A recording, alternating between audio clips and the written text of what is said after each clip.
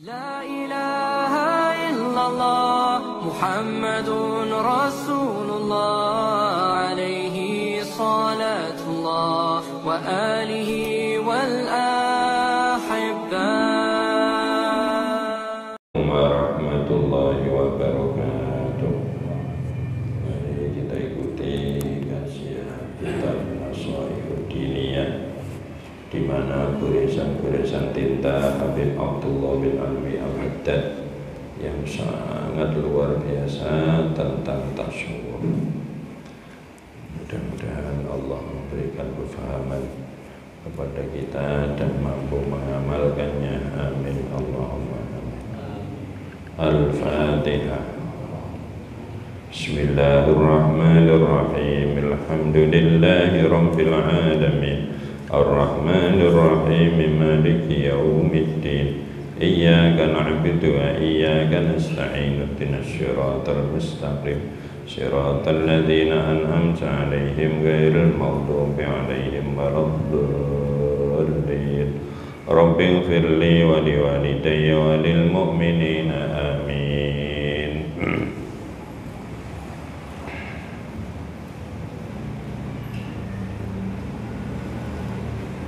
Kemarin sudah kita ikuti bagaimana Sayyid Abdullah bin Alwi Al-Haddad melarang kita untuk mengatakan qadha qadar, ini saya berbuat jelek, sini sudah qadha qadar, meninggalkan kebaikan ini juga sudah qadha qadar.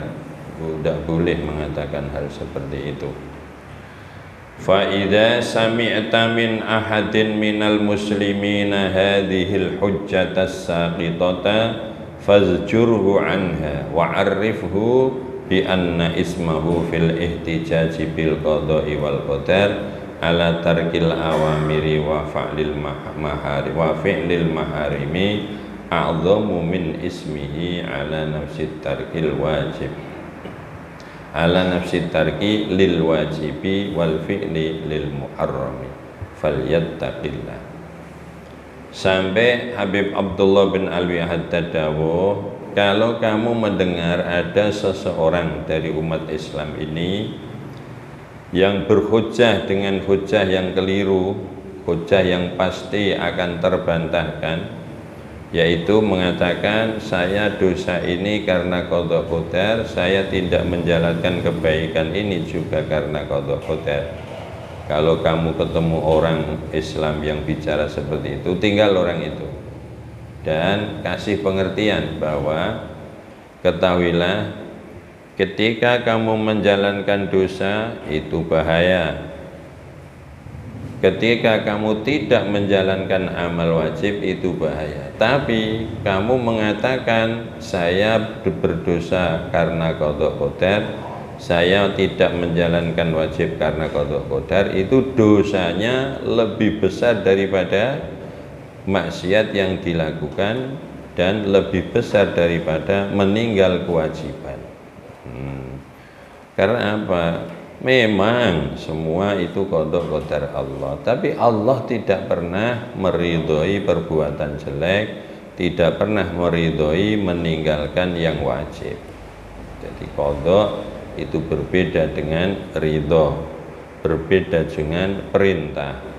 Sering sudah kita contohkan, ketika kita memukul anak kita, kita ini punya iradah, punya kehendak, tapi kita tidak ridho ketika anak kita sakit itu tidak ridho. Maka tidak boleh beralasan seperti itu. Falyattaqillaha wa la yajma'ana nafsihi bilai baliyataini wa yaquduha ila suhti rabbihi min jihataini.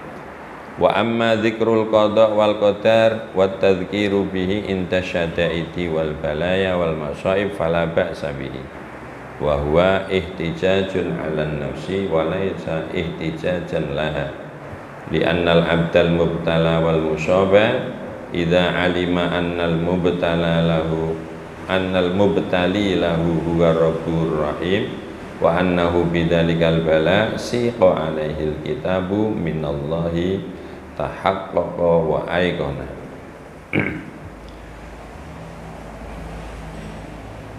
Adapun ketika ada orang beritahu kepada dia yang mengatakan saya menjalankan maksiat karena qada qadar, meninggalkan ibadah karena qada qadar, katakan sama dia, takutlah kau kepada Allah. Jangan sampai kau kumpulkan dalam dirimu dua cobaan yang besar. Satu, cobaan menjalankan maksiat. Dua, mengatakan itu qada qadar, dibuat alasan menjalankan maksiat. Itu cobaan yang besar. Menjalankan maksiat itu juga sudah merupakan cobaan yang besar.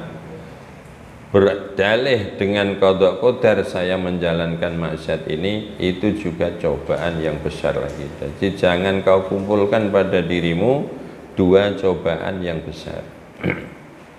Dan akhirnya kamu akan menggiring dirimu sendiri terhadap bendunya Allah, murkanya Allah dari dua sisi. Kok bisa dari dua sisi bagaimana? Iya, karena satu, maksiat itu sama dengan menunjukkan dirinya untuk dibendu Allah, untuk dimurkai Allah, mengatakan ini qada qadar Allah yang dipilihkan Allah kepada saya untuk maksiat, itu sudah merupakan sama dengan orang ini menampakkan dirinya agar dibenci oleh Allah, dimurkai oleh Allah. Wa amma dzikrul qada wal qadar wat tadzkiru bihi inda syada'iti wal balaya wal masaibi fala ba'sa bihi. Adapun kita mengatakan ini qada qadar dan mengingat-ingat bahwa ini adalah qada qadar ketika kita sedang mendapat musibah, maka tidak apa-apa. Agar apa? Agar kita justru ada kekuatan untuk menghadapi musibah. Kalau ini alasan qada qadar tidak apa-apa. Pak, apa nak? Motornya hilang. Sudahlah, itu sudah qada qadarnya Allah. Kamu tunggui juga kalau qada qadarnya Allah hilang juga hilang.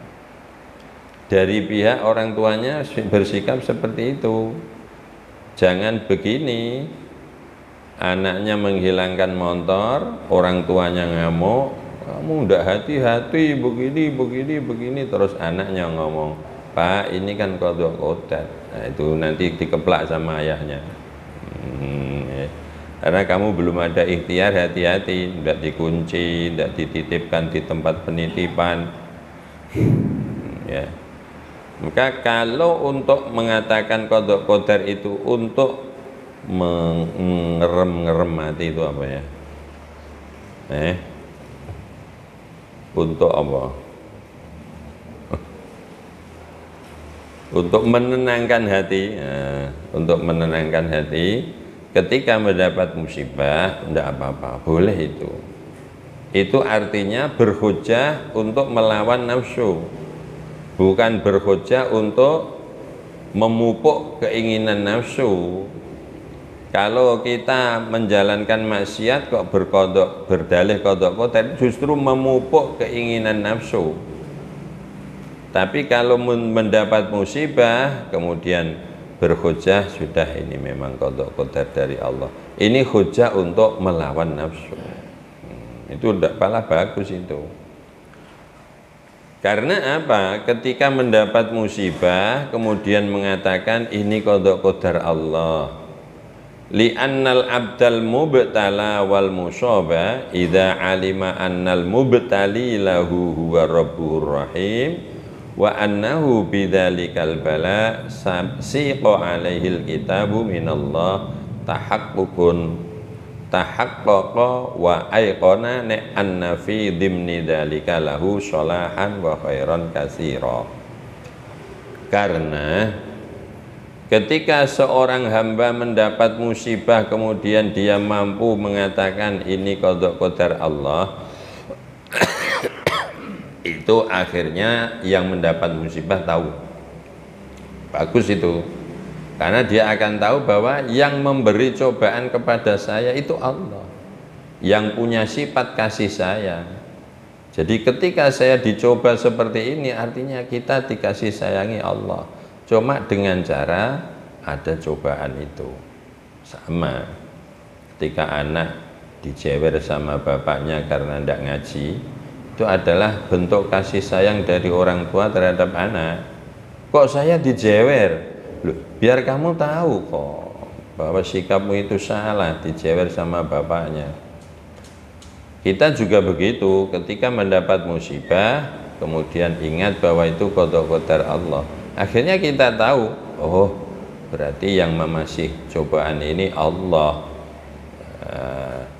Dan dengan adanya musibah yang didatangkan kepada kita, ini akan tahu bahwa kepastian tulisan qada qadar dari Allah, maka dia akan semakin yakin dan semakin mampu membuktikan bahwa di belakang musibah itu nanti ada kebaikan yang banyak. Ini akan mengambil hikmah, oh ternyata kemarin motor saya dibikin hilang oleh Allah, dibawa anak saya karena anak saya itu belum pandai betul naik motor. Seandainya kemarin itu tidak direbut sama maling, mungkin anak saya sudah tabrakan dan mati. Tidak hanya motornya yang hilang, nyawanya juga ikut hilang.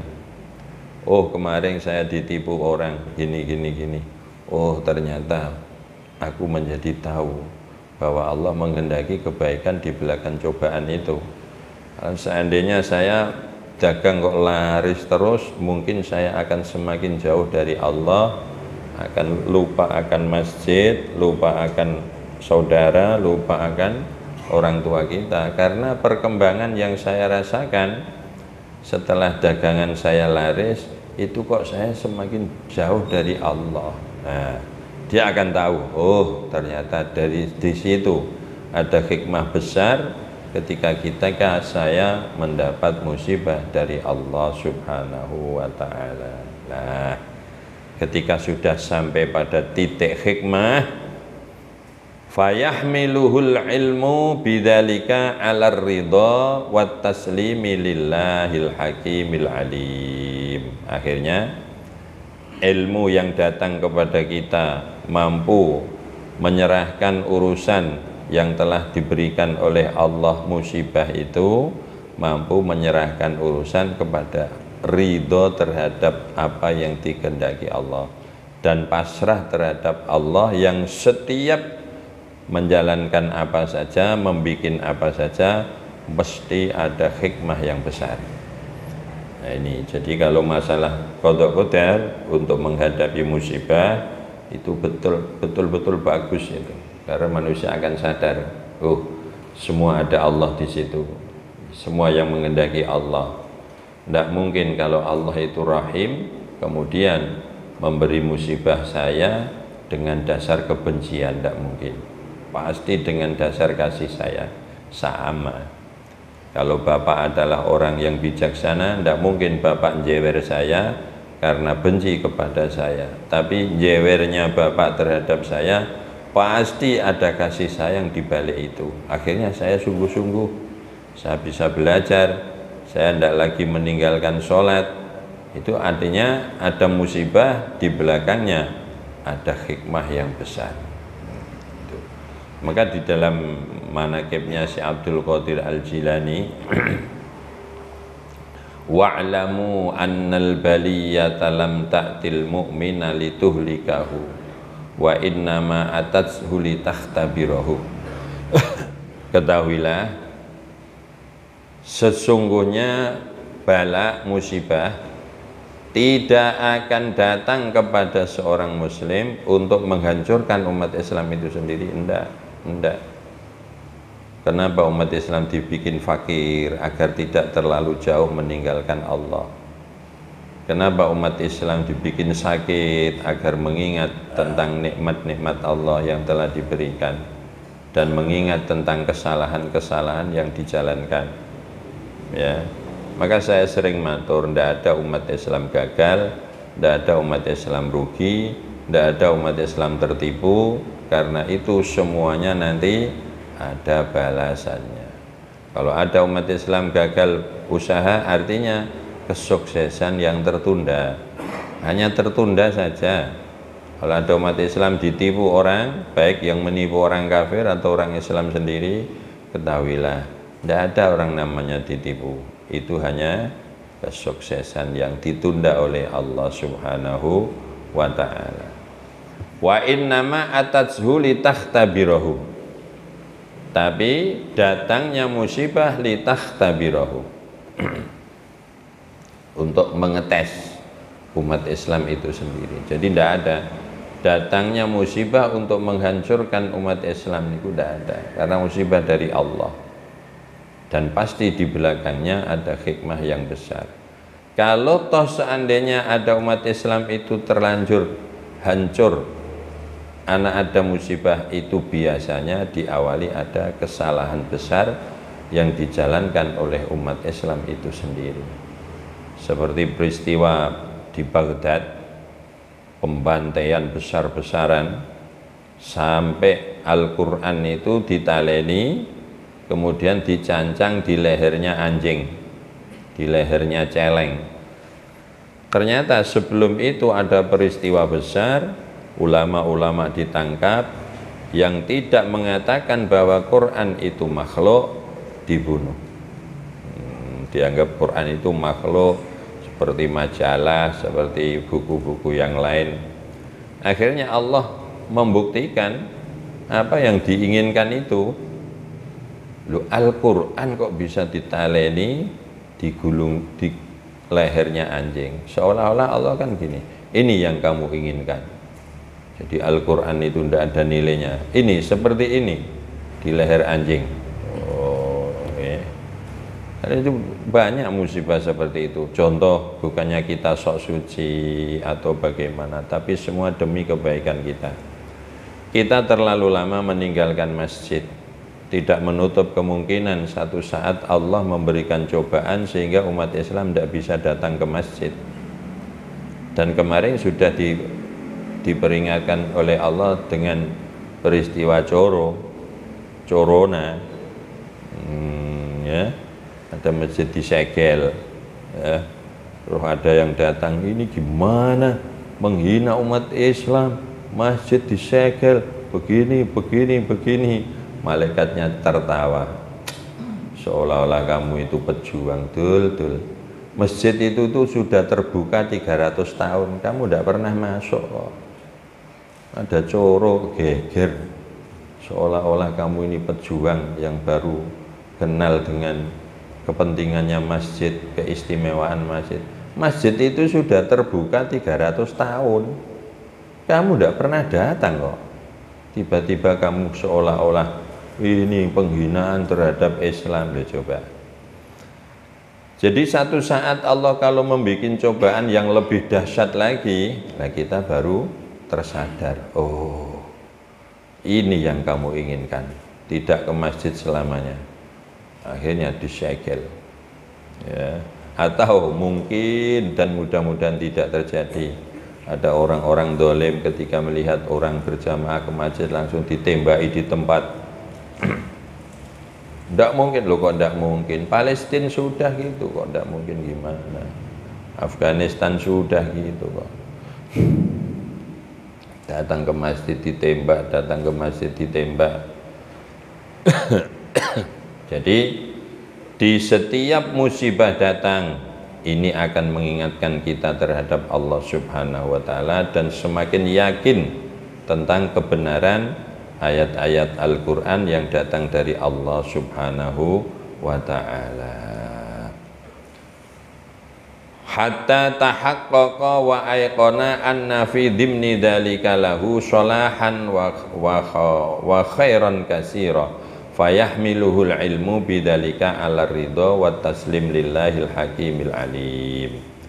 Maka dengan datangnya musibah kemudian kita tahu bahwa itu qada qadar Allah, akan semakin yakin terhadap apa yang ada di dalam Al-Quran, yang dimana ada kandungan kebaikan yang sebanyak-banyaknya untuk orang yang mendapat musibah ketika mampu mengembalikan semua terhadap qada qadarnya Allah.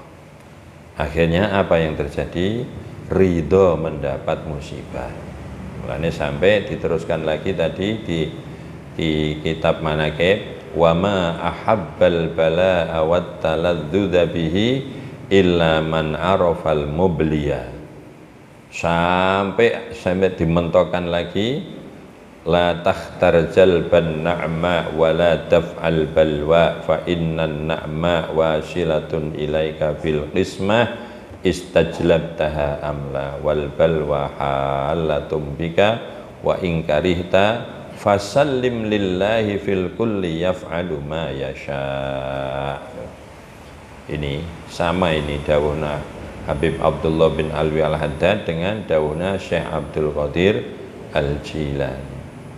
Karena kita mampu dan yakin tentang dawuh-dawuh Allah yang ada di Al-Quran, bahwa memang semua itu qada qadar Allah, akhirnya mendapat hikmah kebaikan yang banyak dan pengetahuan tentang, yakin tentang qada qadar Allah ketika mendapat musibah akan menata hati kita untuk ridho terhadap apa yang diberikan oleh Allah. Hanya untuk itu kita boleh alasan qada qadar, ya, untuk bagaimana kita ridho terhadap Allah atas apa saja yang telah diterapkan oleh Allah, musibah yang diberikan. Coba kita lihat, ada gunung longsor yang tertimbun umat Islam, ya.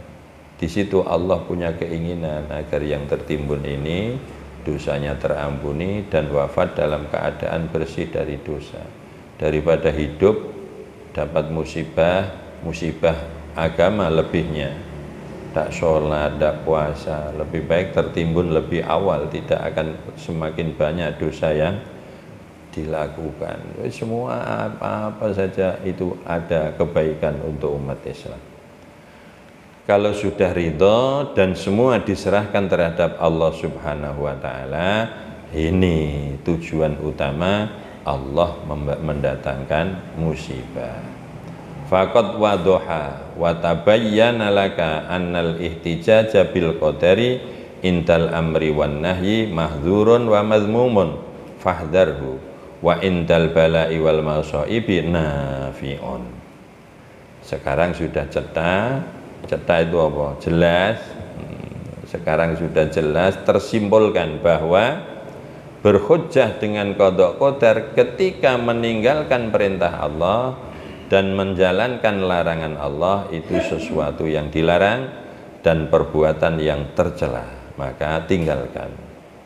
Tapi berhujjah dengan qada qadar ketika mendapat musibah dan bala itu manfaatnya besar, karena akan menjadikan orang itu ridho terhadap apa yang ditentukan Allah dan menerima dengan apa yang sudah digariskan oleh Allah Subhanahu wa Ta'ala. Basa Jawane nglenggono, punya sifat nglenggono. Jadi enteng kabeh.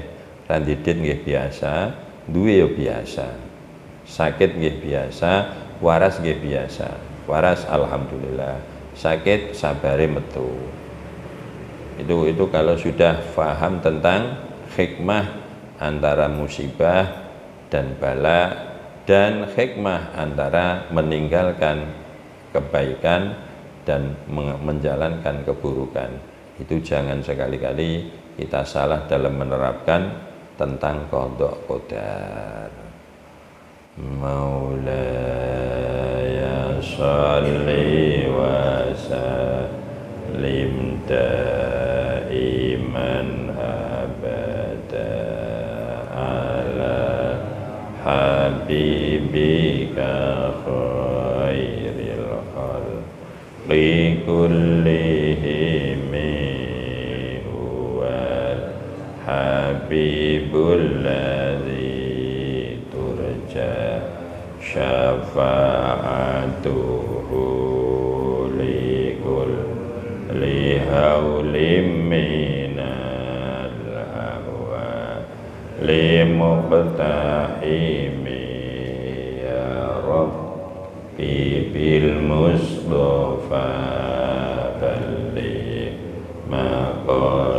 مقاصدنا واغفر لنا ما مضى يا واسع الكرم سبحان ربك رب العزة عما يصفون وسلام على المرسلين والحمد لله رب العالمين.